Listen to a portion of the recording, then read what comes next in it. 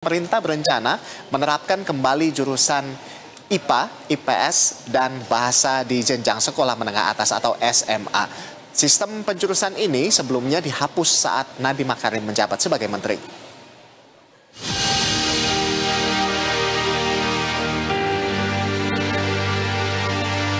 Menteri Pendidikan Dasar dan Menengah Abdul Muti menyatakan pemerintah akan kembali menerapkan sistem penjurusan untuk sekolah menengah atas atau SMA.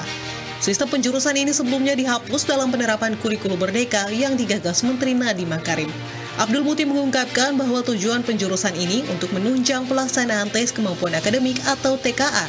Dengan diterapkannya sistem penjurusan, maka dalam ujian akhir atau saat ini disebut dengan tes kemampuan akademik, siswa dapat memilih mata pelajaran yang paling diminatinya. Siswa hanya diwajibkan mengikuti tes wajib, yaitu mata pelajaran bahasa Indonesia dan matematika.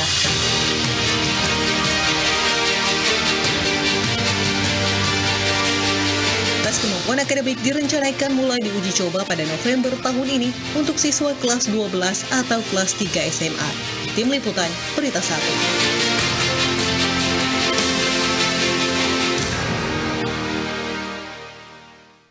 Ya, pemirsa, pemerintah berencana menerapkan kembali jurusan IPA, IPS, dan Bahasa di jenjang sekolah menengah atas atau SMA. Lalu bagaimana tanggapan para siswa-siswi SMA? Berikut kita simak bersama liputannya. Pribadi, saya lebih suka sama kurikulum merdeka karena menurut saya memang lebih bebas. Tapi kalau secara objektif, mungkin menurut saya memang lebih bagusnya, mungkin di Indonesia atau di yang lain juga kurikulum yaitu digolongkan kayak tadi IPA, IPS, dan penjurusan bahasa. Tapi makin lebih setuju kurikulum merdeka.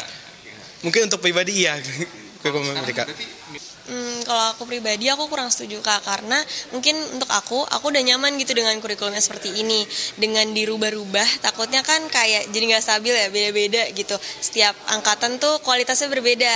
Dan kalau aku sendiri buat siswa yang mungkin kayak dari kelas 10 belum bener-bener tahu aku mau jurusan apa nih, dengan adanya kurikulum mereka ini lebih enak. Aku bisa eksplor ke IPA, bisa juga ngambil pelajaran IPS.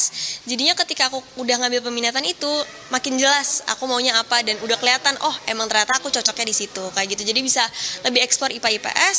Terus kalau balik lagi juga kurikulumnya kayak yang penjurusan IPA IPS itu sebagai anak IPS nih kayak sayang gitu, anak-anak IPS tuh nggak bisa ngambil jurusan-jurusan IPA, sedangkan anak-anak IPA tuh bisa mendapatkan jurusan IPA dan juga jurusan IPS. Jadi kurang adil gitu menurut aku. Kalau saya pribadi lebih setujunya itu ke IPA IPS bahasa karena memang lebih fokus pada bidang yang kita minati. Namun kita juga perlu ketahui bersama kalau bahwasanya IPA IPS bahasa itu juga memiliki kekurangan di mana kesempatan buat mereka yang ingin pengen kuliah di bidang IPA bisa lintas jurusan, sedangkan di